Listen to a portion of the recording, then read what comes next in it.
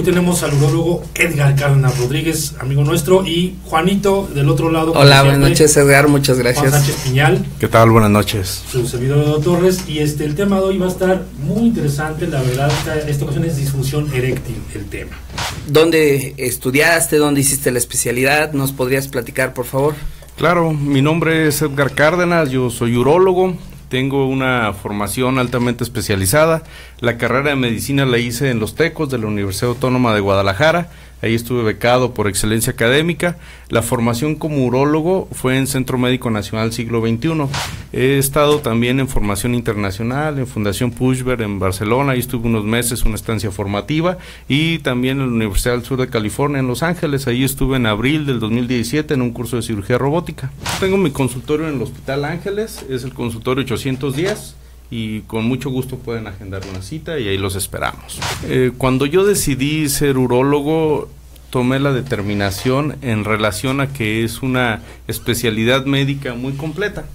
Es clínica, es quirúrgica, es endoscópica, laparoscópica y actualmente tiene muchas aplicaciones robóticas. Entonces es una especialidad que resuelve desde con un tratamiento médico hasta con una cirugía mayor. Y la evolución de los pacientes es noble. La urología bien aplicada les va bastante bien a los pacientes. Son de las cosas que me hicieron a mí tomar esta especialidad. ¿Qué es la disfunción eréctil? La disfunción eréctil la define la OMS como la incapacidad de lograr o mantener una erección satisfactoria para un acto sexual. Así es la definición. Actualmente se tiene que individualizar a cada uno de los casos. Es un tema bastante frecuente. La gente que nos esté escuchando no se sientan mal si ellos o sus parejas, en caso de ser mujeres, tienen alguna condición de esta, porque actualmente hay muchos tratamientos que pueden resolver este tipo de problemas. De hecho, mi siguiente pregunta, Edgar, va por ahí precisamente. En el caso específico de México, que es aquí donde estamos, por ahí leí que pues más de la mitad de los hombres ya mayores de 40 años sufren de algún grado de disfunción eréctil. Así es, el estudio que lo cita es el Massachusetts Male Aging Study, en el cual se estudian a miles de varones de entre 40 y 70 años de edad y se determinó que el 52% de los varones tenían problemas de disfunción eréctil. Como que esa edad es la determinante. Como para sí, los 40 es el número mágico para tomar eso. En relación a funcional, en relación a la edad psicógena, puede variar. La disfunción eréctil tiene un componente en el cual es funcional, psicógena y mixta, y dependiendo de esto los grupos de edades. Por eso se puede de cierta manera ofrecer un tratamiento más complejo y más completo, tratando al paciente directamente. ¿Cuáles son los grados que existen de disfunción eréctil? Porque no son iguales. Así es, la disfunción eréctil se tipifica en leve, moderada o severa. Leve quiere decir que el paciente no logra terminar un acto sexual. Moderada es cuando se pierde la erección a mitad del acto sexual, y severa es cuando el paciente no tiene ni tumescencia ni llega a tener alguna rigidez completa para permitir siquiera una penetración. ¿En personas menores de los 40 años también se presenta el problema? Claro, la erección es un acto complejo. Para lograr una erección placentera y de calidad, el paciente tiene que tener un equilibrio en el estado cardiovascular, el sistema endocrinológico, el sistema endotelial, incluso el sistema nervioso y el estado emocional. Si por alguna situación hay una condición en la cual el paciente esté muy estresado, demasiado cansado o tenga un periodo de ansiedad, la erección ni se logra ni se mantiene y puede tener la edad que quiera y el paciente va a tener disfunción eréctil. ¿Cuál es la etiología? ¿Cuáles son las causas más frecuentes de la disfunción eréctil? Claro, en general la disfunción eréctil se presenta en personas con diabetes, hipertensión, obesidad, síndrome metabólico y otras causas agregadas como es insuficiencia cardíaca, falla renal, algunos otros componentes, y obviamente el estado psicológico también tiene que ver aquí en la etiología de la disfunción eréctil como tal. ¿Cuál es el paciente que más frecuentemente presenta disfunción eréctil? Normalmente en la consulta el paciente mayor a 50 años. Incluso cuando el paciente tiene 40 años y le empieza a presentar, de cierta manera con artificios o dando explicaciones a su pareja que está cansado, o tomando medidas que le recomiendan otras personas o incluso medicamentos, puede tolerar un poco más, pero ya cuando la disfunción eréctil es moderada o severa, es cuando el paciente con más confianza busca atención médica. Estos temas se prestan mucho a tabús y hay muchas ideas que no están claras y que toda la gente se atreve a opinar sin conocimiento de causa. La erección es una condición compleja y actualmente hay muchas modalidades de tratamiento que pueden resolver este problema, incluso en todas sus etapas. O sea, es una enfermedad que tiene tratamiento. Por eso se le invita al público en general que busquen atención especializada. Sino qué paciente además es el que es más frecuente que presenta disfunción pero psicógena. El paciente que presenta disfunción psicógena generalmente son varones jóvenes y generalmente tienen algún incidente en su vida sexual.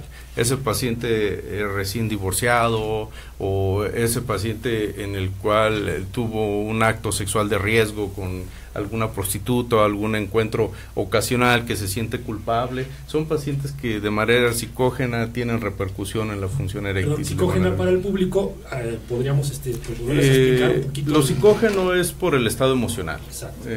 Depresión, ansiedad son las causas más comunes de alteración psicógena que repercutan en la función eréctil. Pero también en medicina interna es bien importante la disfunción eréctil, porque para nosotros siempre es un marcador predictivo de enfermedad cardiovascular. De hecho, hay estudios que nos mencionan que una vez que el paciente presenta, sobre todo estamos hablando de los pacientes diabéticos o con síndrome metabólico, una vez que presentan disfunción eréctil secundaria a este padecimiento, tienen mayor posibilidad de presentar un episodio cardíaco. En 4 años, el 40%, se aumenta muchísimo el riesgo.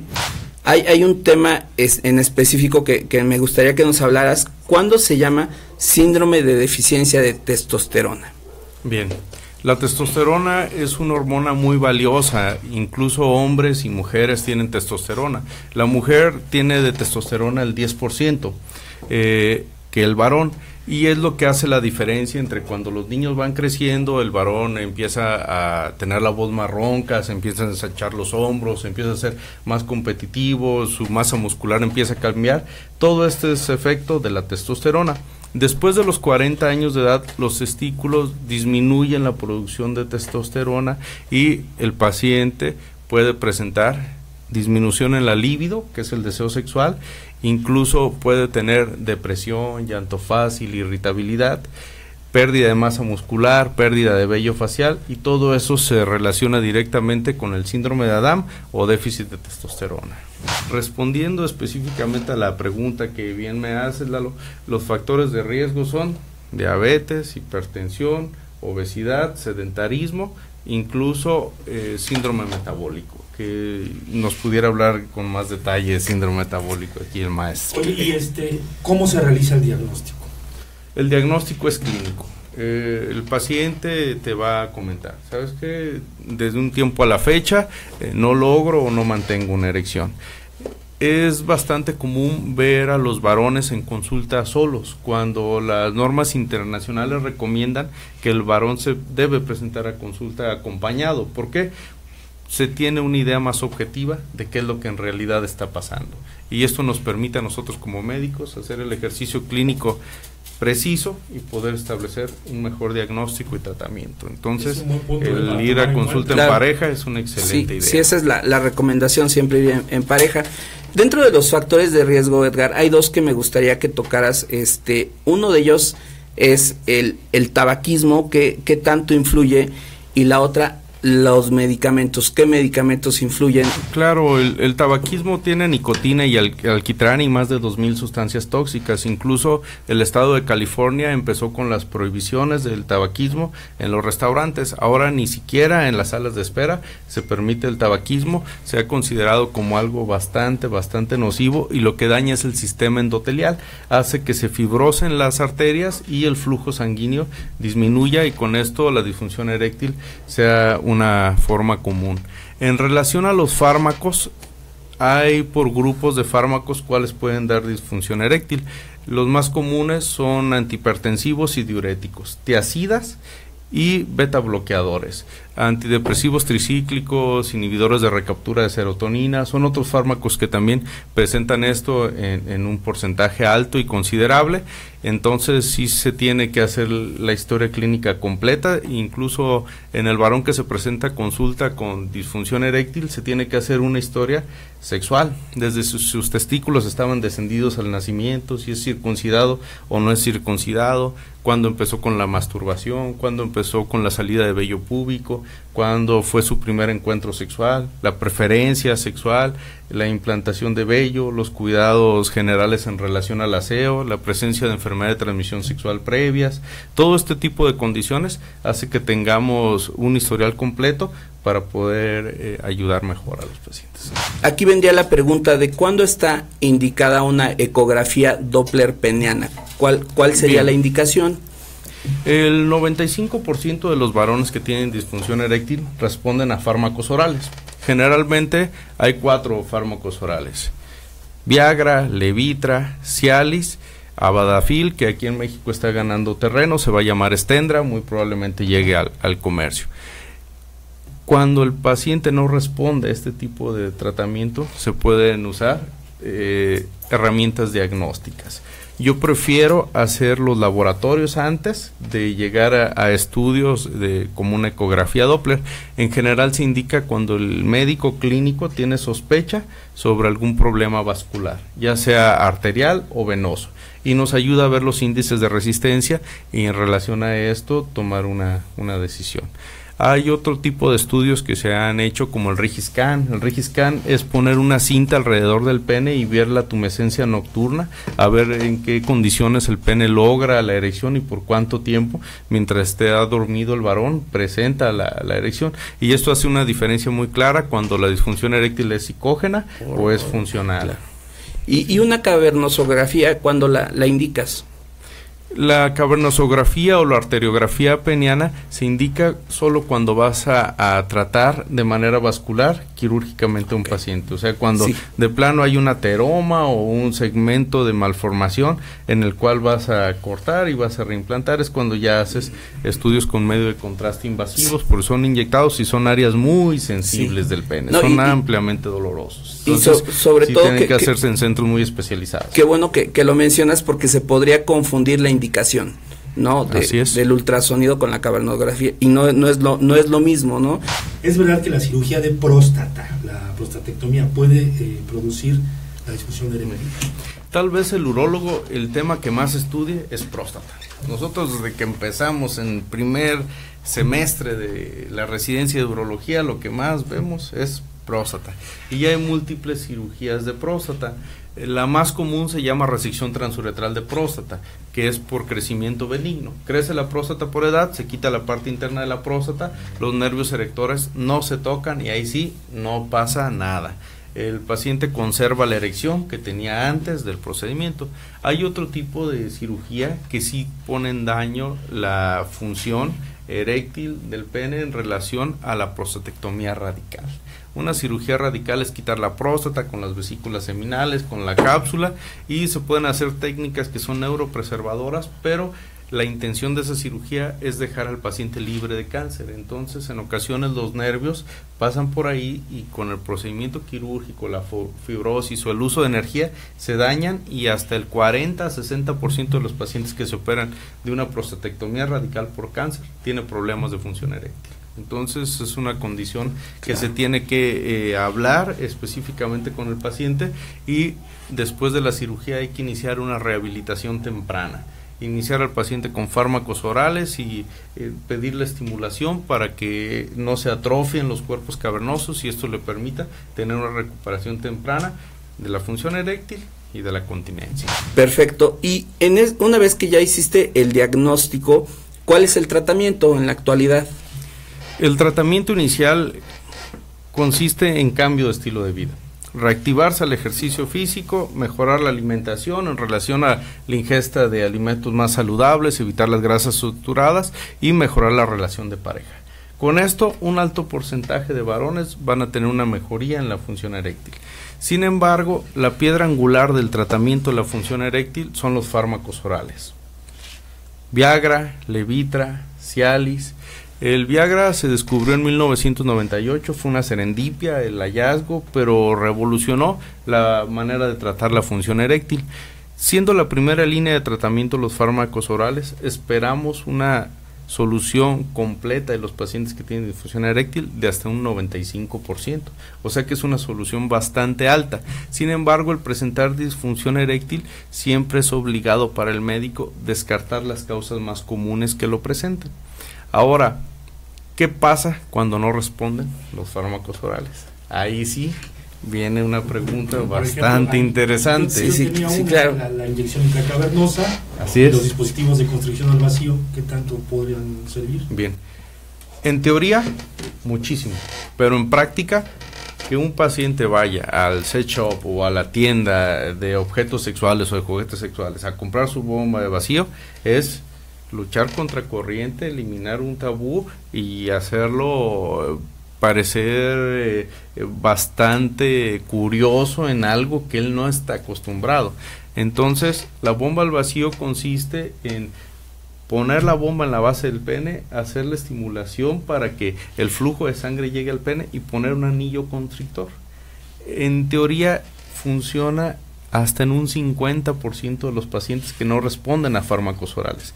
Pero ahora, de esos pacientes que tengan una vida sexual plena con una bomba de vacío, no es lo común. Y las inyecciones intracavernosas son dolorosas, tienen que hacerse la primera vez con el médico presente para que se le enseñe al paciente cómo hacerlo. Los pacientes y las parejas pierden el interés.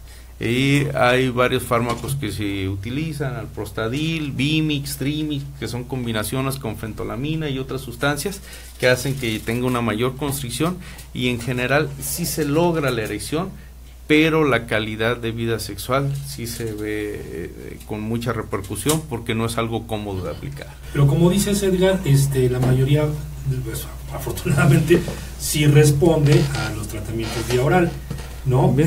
¿Qué opinas, antes de pasar a otros tratamientos específicos, quirúrgicos, etcétera?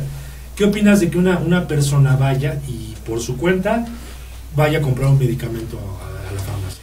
Suena lo más práctico, pero siempre que un órgano no está funcionando bien, hay que buscar una causa. Es mejor acudir con un médico especialista para que pueda descartar diabetes, hipertensión, trigliceridemia, síndrome metabólico, incluso alteraciones hormonales, y con esto ya llevar un tratamiento bien establecido. Por eso es tan importante acudir al médico y no comprar el medicamento, y además acudir en pareja, ¿no? O sea, y explicarte todo esto, porque tú puedes detectar, es el antihipertensivo, y entonces se cambia el antihipertensivo y mejora su vida al 100%. Sin necesidad, claro, de fármacos. Sí, por supuesto, siempre tienen que ir contigo. Y yo sé que sobre todo en los pacientes que más veo con disfunción eréctil son los pacientes diabéticos, y obviamente el Viagra fue un antes y un después para el tratamiento. Es correcto. Pero también me gustaría que nos platicaras cuándo está contraindicado el tratamiento. Bien. Existe un fármaco que sirve para pacientes que tienen problemas vasculares a nivel cardíaco, que se llama nitrato de isosorbide o nitratos en general. Eso, junto con el Viagra o los fármacos orales, vasodilata a nivel vascular y da problemas serios, incluso se han registrado muertes por esto. Existe otra droga que se llama poppers, que es nitrato de amilo, que también consumir poppers y algún inhibidor de fosfodiesterasa o fármacos orales para función eréctil también vasodilata y puede llevar problemas serios. Entonces, en general, los fármacos que se conocen como nitratos y las drogas de recreación como el nitrato de amilo son las contraindicaciones absolutas, claras y precisas para el uso de fármacos orales. Aquí este tema se presta también a reconocer una condición. Cuando el paciente no logra y no mantiene la erección, después está pensando más tiempo en lograr y mantener la erección que en disfrutar el momento. y esto se va haciendo un círculo vicioso, como si fuera una bola de nieve que de un problema pequeño desencadena problemas de pareja, de seguridad, de desempeño laboral y de otras cosas. De aquí que el tratamiento con fármacos orales para restituir la seguridad en el varón debe durar por lo menos 3 meses. O sea, después de esos 3 meses el varón se tiene que sentir ya seguro y convencido que puede lograr una erección plena y placentera. Incluso tomarlo antes de comer, después de comer, acompañarlo con alcohol, son mitos. ¿Podrías hablarnos algo más de Claro, esto? En general los fármacos orales se deben de usar 1 hora antes. Actualmente el más rápido para inicio de acción es el Stendra o Avadafil, que en México está por comercializarse. El que tiene la vida media más prolongada es el Tadalafil o Cialis. Este fármaco te da hasta 36 horas de efectividad en la espontaneidad de la erección, pero también son 36 horas de efectos adversos. ¿Cuáles son los efectos adversos más frecuentes? Dolorcito de cabeza, náusea, mareos, incluso molestias gastrointestinales. Hay pacientes que por los efectos adversos cambian a fármacos o se les indican fármacos que tienen una vida media de 8 horas. Teniendo una vida media de 8 horas, normalmente la mayoría de las relaciones sexuales a nivel mundial son durante la noche. Entonces se tiene el acto sexual, después de esto el paciente se duerme y ya se despierta como si nada hubiera pasado. Primero, tiene que utilizarse en unas condiciones aceptables. Tiene que estar tranquilo emocionalmente, tiene que ser en un lugar neutral, tiene que haber la suficiente estimulación y tiene que darse la oportunidad por lo menos 3 veces a que el fármaco dé una respuesta satisfactoria. Ahora, por eso es importante iniciar con dosis tope. ¿Para qué? Es mejor que inicies con una dosis tope y que el paciente diga, caray, siento una erección bastante firme, me siento bastante cómodo con la firmeza de mi pene para un acto sexual, a que después sí me ayudó un poquito, pero creo que me faltó un poco más. Ahora sí, tómate la pastilla de la dosis más alta. O sea, yo creo que esto se presta a interpretaciones y es mejor usar dosis tope inicial y ya después regular en relación a dosis respuesta que empezar con dosis bajas. Aunque los efectos adversos se tienen que platicar con el paciente obviamente antes, sí, para que no se asuste, porque hay fármacos que hasta se ve borroso, se ve que cambia el color verde con el azul, ¿no? Claro, insisto, qué importante es ir a ver al especialista por este tipo de recomendaciones que tú das, ¿no? O sea, no solo ir y comprarlo en la farmacia, es ir a ver al especialista para que te dé toda esta orientación, porque ya como vimos es multifactorial y también el tratamiento, ¿no? Es muy importante. Pues lo ideal para ustedes es tener un trabajo multidisciplinario, ¿no? Por ejemplo, con psicólogos y poder, para el caso de los que son psicógenos, pues a lo mejor darles una vía por ese lado, ¿no? Sí, muchas veces se necesita el apoyo de la terapia, el apoyo de terceros, psicólogo, incluso médicos internistas, algunos otros especialistas que puedan ayudar a esto, endocrinólogos en caso que la disfunción eréctil sea de origen hormonal, nos podemos apoyar de ellos. Entonces sí es un tratamiento en el que muchos médicos intervienen. ¿Qué sucedería con alguien que no tiene problemas y toma ese medicamento? Son medicamentos nobles y seguros y lo único que les va a pasar es una erección bastante firme. La presentación de priapismo, que es el otro extremo de la disfunción eréctil, que son erecciones que duran 4 horas o más y se presentan con dolor, es bastante baja. Entonces son medicamentos que se pueden utilizar con seguridad, pero sí hay que tener cuidado en relación a las dosis, porque una dosis alta sí tiene más frecuencia de priapismo que una dosis leve inicial. Entonces de aquí que el apoyo del especialista sí es una buena idea. Es que si me voy una comida copiosa o grasosa, una comida abundante puede disminuir la absorción de los fármacos. Entonces se recomienda que se cene algo ligero y se pueden tomar un par de cervezas, un par de copas de vino tinto, no hay ningún problema. Y hay un medicamento que el que sí disminuye su absorción con el alimento y el alcohol es el vardenafil o Levitra. Ese sí tiene más repercusión. El Cialis se puede absorber bien con los alimentos y el alcohol no da tanto problema. ¿Cuándo está indicado el tratamiento quirúrgico? ¿En qué casos? Bien, el tratamiento quirúrgico es aceptable, es bastante bueno, incluso tiene un índice de satisfacción en las parejas de hasta del 80%. Muy bueno. Entonces resuelve el problema. ¿Cuándo se indica? Cuando no responde a ninguna de las alternativas anteriores. Cuando ya se probaron los fármacos orales y no ayuda, cuando ya se usaron inyecciones intracavernosas, bombas de vacío y no responde. Actualmente ya las prótesis que hay en el comercio son prótesis tricamerales, o sea, tienen una bombita en la cual se pasa del líquido del reservorio, se llenan unos cilindros y dan una erección de calidad para lograr el acto sexual. Después de esto se desinfla la prótesis y el paciente puede estar tranquilo sin ningún problema. Aquí lo que sí es importante aclarar es que después de colocar una prótesis ya no hay marcha atrás. ¿Por qué? Porque al colocar los cilindros, todo el tejido eréctil de los cuerpos cavernosos se daña, entonces se corta, se tiene que quitar. Pero hay pacientes que tienen su prótesis de pene que les dura 15 años o 20 años, de repente les empieza a disfuncionar, se ponen otra prótesis y tienen una vida sexual bastante plena a todas las edades. Entonces es una alternativa válida y aceptable y le cambia la vida a las parejas. ¿Cuándo indicas el uso de testosterona? No, siempre hay que hacer la correlación clínica y con esto confirmarlo con laboratorio y en relación a los niveles de testosterona la aplicación. Ahora, después de los 40 a nivel general disminuye la cantidad de testosterona que se produce, pero hay varones que no tienen repercusión. Cuando hay varones con repercusión se estudian los niveles y se aplica testosterona. ¿Cómo se puede aplicar la testosterona? Hay aplicaciones que son hasta en gel, hay inyecciones mensuales, inyecciones trimestrales y le resuelven los problemas de déficit y los hace sentir más seguros, les da más fortaleza, más condiciones de músculo magro, de masa magra para tener una vida normal, plena y hasta una vida sexual sin problema. ¿Qué pasa si un varón se aplica testosterona y no la necesita? Correcto.